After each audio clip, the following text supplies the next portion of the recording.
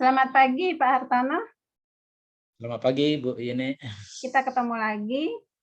Eh, Mungkin ya, mungkin Bapak sebagai kepala sekolah, saya pengen tahu nih Pak, Ya. Hmm. ada nggak sih masalah-masalah yang Bapak hadapi?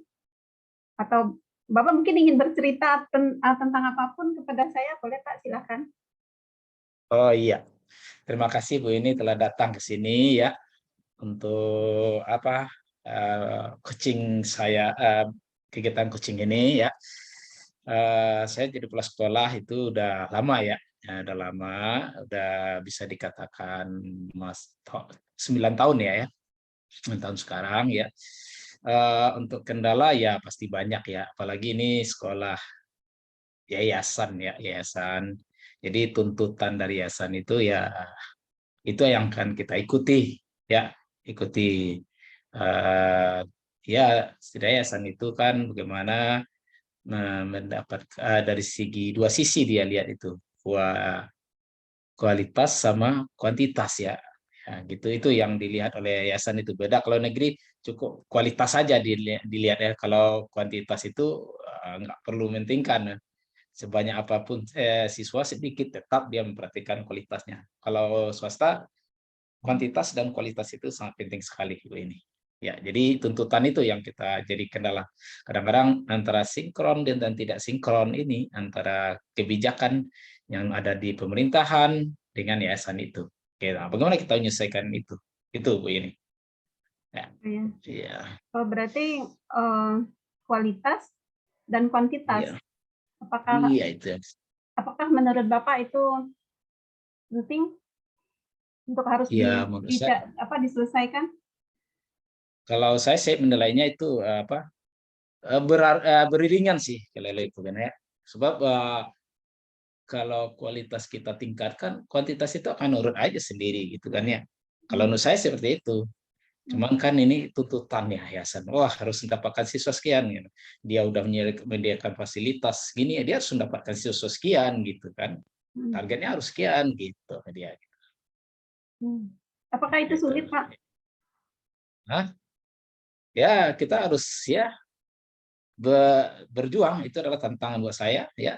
Eh, harus perjuangan buat saya bertemu teman-teman ya kita harus seperti ini, harus seperti ini, kita harus bekerja keras gitu kan ya, harus bekerja keras untuk menuntut seperti itu gitu.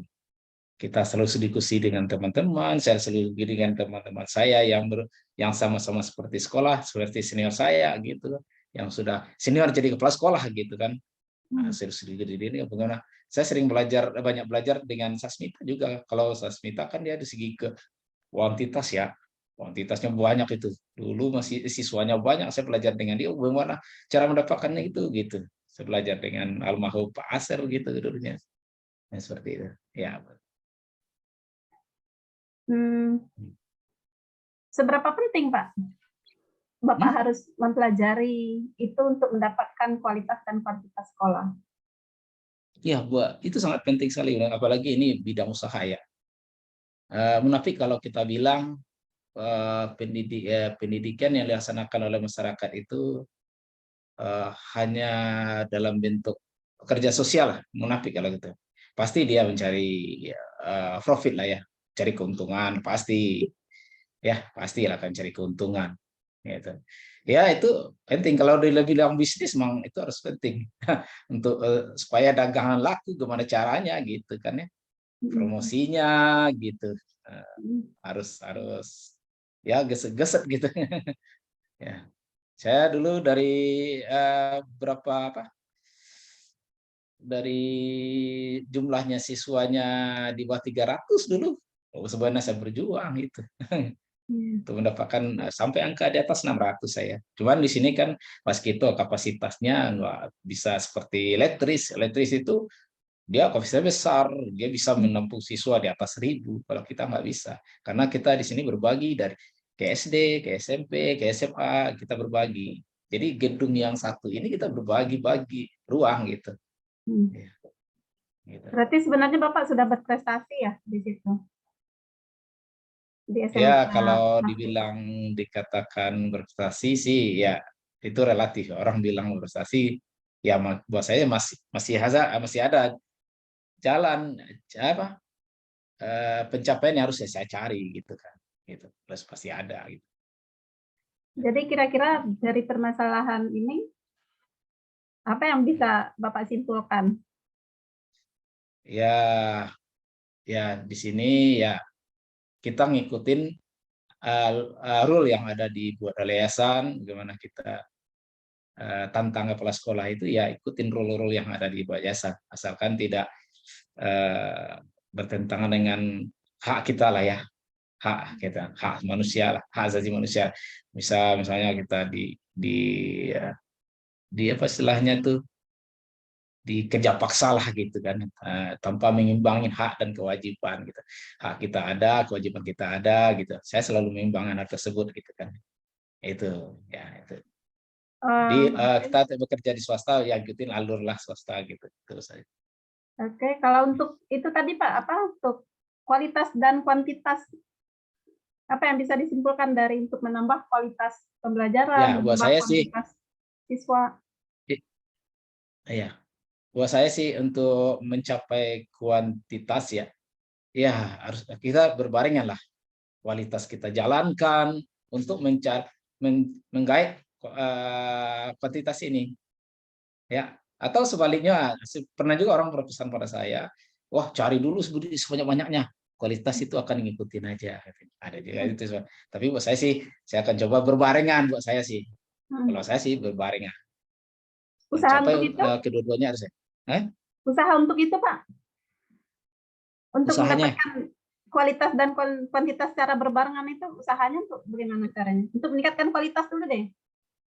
ya kalau kualitas ya kita selalu mengembangkan SDM, sarananya ya. Ya untuk mencapai kualitas tersebut dan dengan itu juga mencapai kuantitas juga sih ya, ya untuk mencapai kuantitas juga, tapi kualitas kita barengan dengan SDM-nya, teknik mengajarnya ya, terus pelayanannya itu sini ya. Kalau Kalau SDM kuantitas, bagus pasti ya, sarana kalau untuk bagus itu meningkatkan akan mencapai kuantitas kualitas Pak, ya salah satunya ya. dengan meningkatkan kualitas. Yang lainnya? Iya. Itu dasar sarana kita selalu mengajak dengan promosi, mengundangkan siswa-siswa luar seperti SMP ke sini, kita undang gitu. Itu mereka akan tertarik, oh ini dengan sarana-sarana yang ada dia akan tertarik ke sini. Itu meningkatkan jumlah kan ya, meningkatkan jumlah gitu buat itu secara dengan promosi-promosi yang menjemput bola juga pernah kami lakukan gitu. Ya, gitu. Kira-kira kapan akan dilakukan lagi Pak? Kapan akan dilakukan? Ya itu kita lakukan tiap tahun ya. Tapi saya bercoba sekarang promosi itu sepanjang ayat gitu. Promosi sepanjang ayat gitu ya. Sepanjang ayat itu seperti sekolah-sekolah besar seperti Al-Azhar gitu, dia promosi nggak perlu gembur-gembur tiap musiman ya, promosi musiman istilahnya kan. Mereka promosi sepanjang ayat. Artinya peduli ya, dia melakukan promosi lewat peduli. Peduli itu artinya lewat apa kegiatan-kegiatan sosial, nah gitu mereka. Saya akan coba lakukan seperti itu ke depannya lagi. Ya. Oke. Jadi demikian kira-kira Ya. perbincangan ya sama coaching yang kita lakukan sama Pak Artono. Ya. Jadi kesimpulannya sebenarnya untuk meningkatkan kualitas dan kuantitas untuk apa sekolah SMK Waskito itu sebenarnya sudah dilakukan dan terus-menerus dilakukan tiap tahun. Dan ini juga dalam waktu dekat akan dicoba lakukan lagi untuk lebih mengembangkan ya Pak. Oke, Iya, mungkin pengembangan ya. begitu.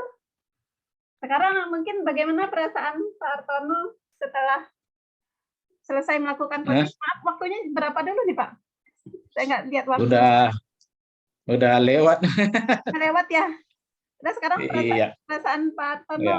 setelah Ya, di coaching? senang lah Bu ya, Bu ini dengan adanya apa coaching ini ya, sehingga kita bisa menggali apa kekurangan kita apa ya, apa yang udah kita buat gitu kan ya, menggali kemampuan kita seperti apa gitu kan, sehingga ini jadi pelajaran buat kita ke depannya dan evaluasi buat kita semuanya. Ya, terima kasih Bu Yuni. Oke, sekarang kita berganti peran. Ya, gitu. Oke. Berhenti, matiin dulu.